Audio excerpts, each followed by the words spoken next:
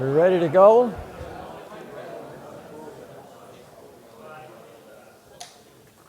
All right, so we're making a little progress here. Who amongst you has a business card that says you're a student on it?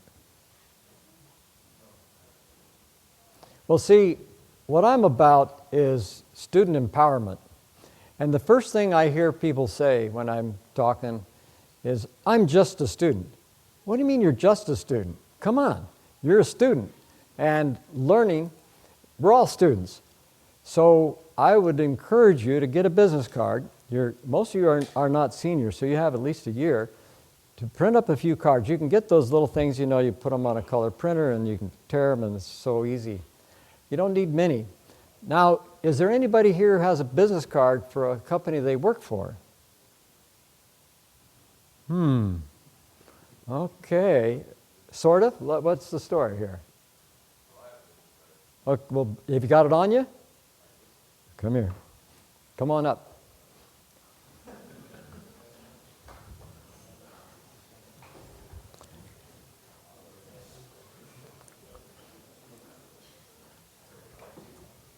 Huh?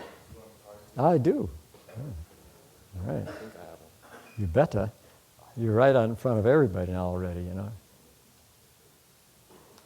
think I might have given it out. One? You need at least a couple. I had a couple. I grabbed a couple, and I don't think I have them anymore. Uh-oh. Well, go back. Anybody else? Okay. Well, I have a business card.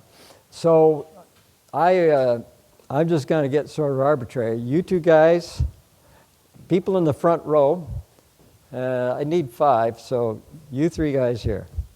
Come on up and have a seat.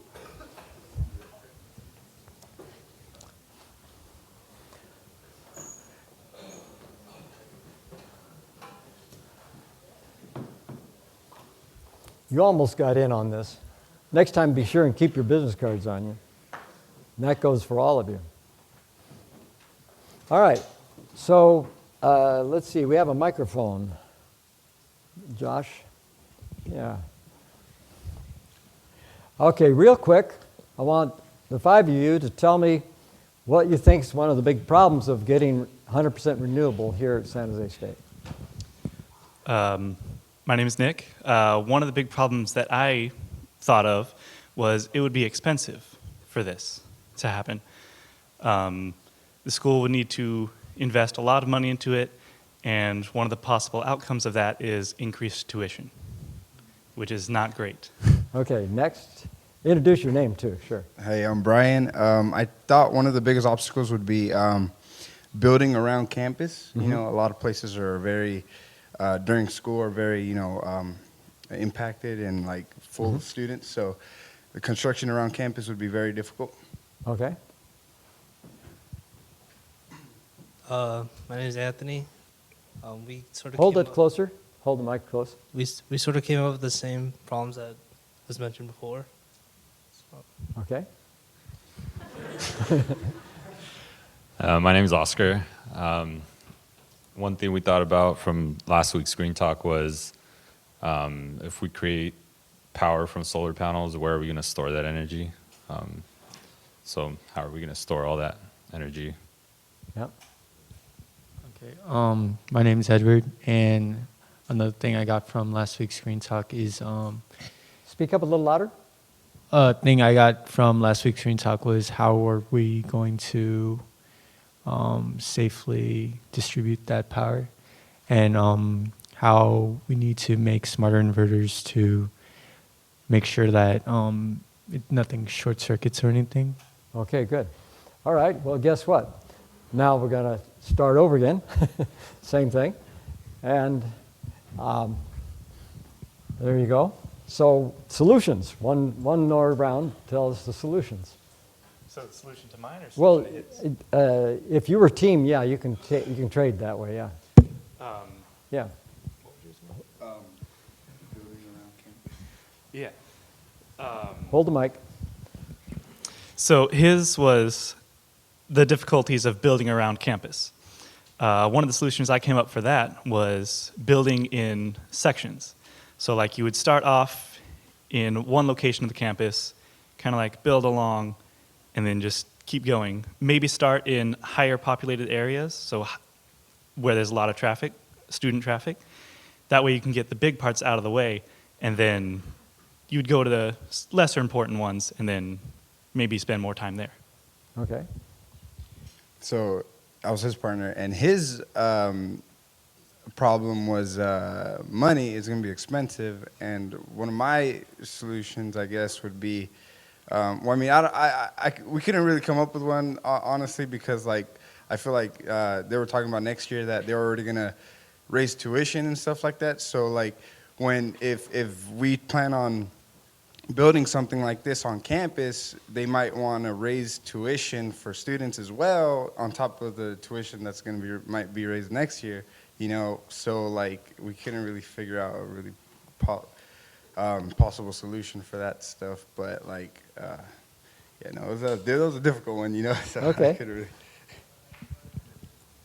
For the one that Oscar mentioned for storing extra energy from last week's Green Talk, Max Dunn mentioned that people are working on creating new smart inverters to store that. Okay. From his problem and adding to the problem, where are we going to put all those solar panels? You know, we're obviously going to need a lot of solar panels to create enough energy to power up the entire school. So I guess the problem is, where are we going to put those solar panels? I was thinking, you know, overhangs of buildings and even the windows of buildings. And then on the rooftops, obviously, maybe adapting to the rooftops of parking lots. Good. Are there any other problems? Solutions now. Well, I meant like Hold the mic. they kind of covered each other's problems and Uh-huh. solutions. So, is there another problem Okay. I mean, All right, well now, I just want to come to terms with one of the questions that seems to come up all the time. People say that solar energy is very expensive. Thank you. It was just right for what I'm going to do next.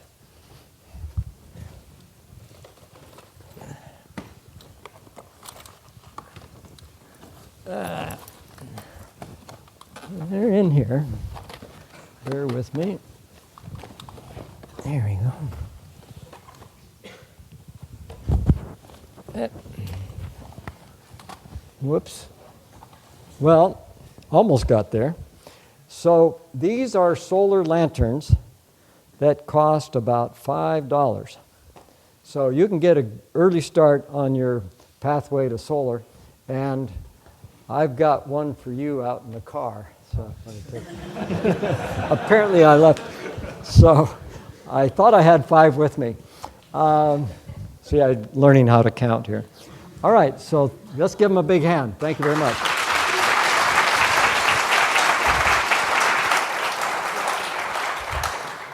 Okay, so we got through that. One thing I want you to think about that I didn't ask these is, who might you turn to get help to solve these problems? And what kind of organization would work best? Would it be a student club? You know, would there be form a company? How could you all organize yourselves to do something here? So going on from that, I just want to say a few,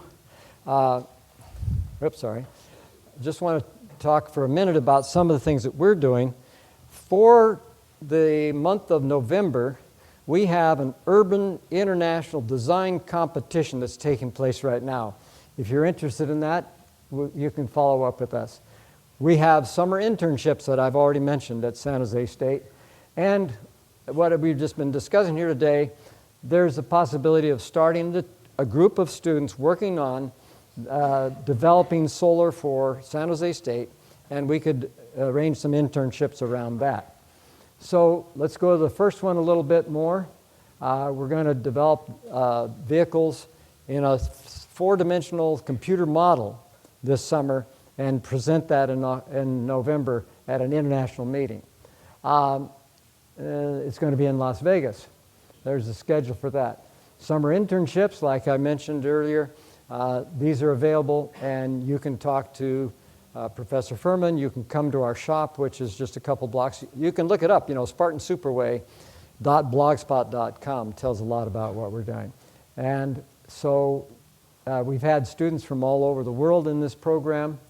And as Victor Hugo says, all the forces in the world are not so powerful as an idea whose time has come. So these internships could be made available. You can talk to us afterwards.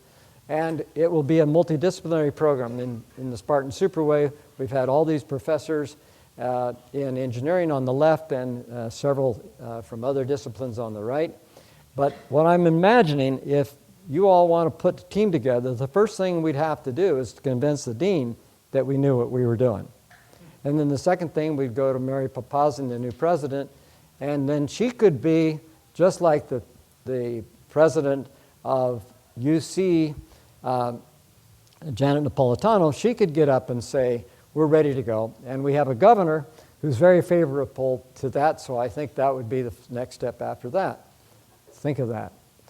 And by the way, as Paul Hawkins says, do what needs to be done, and then check to see if it was impossible after you've got it done. Okay?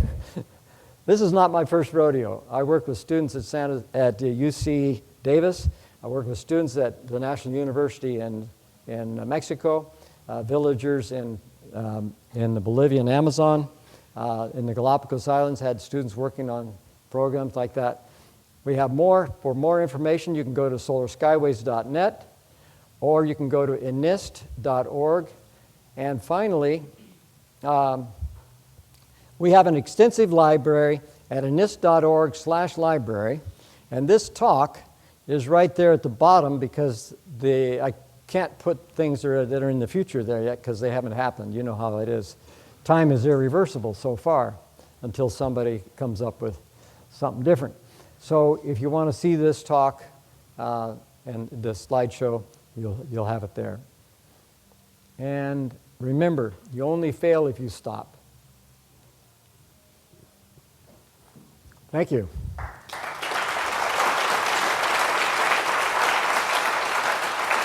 So, I guess we have maybe 5 minutes. Yeah, thanks very much, Ron. So we have time for some questions, comments. Here we go. It's on? Yes. I have a couple questions about the Superway. For example, San Jose and most of the Silicon Valley is earthquake territory. Mm-hmm. So how, from what I've seen, it looks like these rails would be extremely top-heavy, which is a higher center of gravity, which is pretty much opposite to what you want in a earthquake-proof or earthquake-resistant building. So how would you deal with that situation? Well, first of all, we're working with a company in South Africa which recently designed a beam using high-strength Swedish steel. Remember that slide back there, SSAB is going to go carbon neutral? Well, they also make the strongest commercial steel in the world, and I've been to their factory. It's awesome. They make incredible steel. So for a given amount of steel, we can achieve 5 times the strength of an equivalent steel column or beam. So I was just on the phone a couple hours ago. They're sending us an engineer in the next few weeks from their team to work with our team here. I mean, this is a professional engineer. And so we definitely understand what you're saying. And part of this, too, is to make it elegant. So it's not just about making it strong. If you go to the Great Mall, you'll see these ginormous pillars holding up the light rail system here in San Jose. We're not going to do that. We're going to make it really elegant and slim because we're using the best available structural engineering. Any structural engineers in the group? Well, we'll find them. Also, aside from the structure, the actual carts or transit machine, I don't know what they're called. I lost the word for it. Cabin. But for the cabins, how would they handle the stresses of an earthquake, for example? Because they have to be lightweight. They have to be, they usually, obviously, are supposed to support the passengers and the weight of the cabin, plus or minus some from momentum, from moving and stopping. But there could be swinging, right, during an earthquake, something like that. Well, So what our about the systems people have- inside then? Because the people inside will be swinging around as Right. well. So what do you have? Oh, what's in mind to keep the passengers from slamming against the walls in such an event? We have students working on a dynamic suspension system to deal with things like this. Also, the units will have their own separate, modest backup power supply with batteries, and so and ultra caps, by the way. And so, having that, they can get to the next station or deal with the short distance problems. One more question. Well, Sorry. let's give someone else a Okay, chance. no, that's fine. Yeah, but you can come up afterwards and talk to me about it. Yeah. Hi, Ron. Yeah. Can you tell us your major back in undergraduate? My major in undergrad back was when you went to engineering school. science. Engineering science. Yeah. Thank you. Yeah. Were the classes much different to today? The selection of classes, do you think? The classes you took in engineering science, was it very similar? What I taught, I studied, I'm sorry, maybe I didn't hear it right. I studied engineering science. I taught descriptive geometry, computer programming with Fortran and punch cards, and, and I taught the course where Bucky Fuller was teaching in this room, or the room, the engineering auditorium, was called Cybernation and Man. And that course was about the impact of technology on society. It was really a great experience.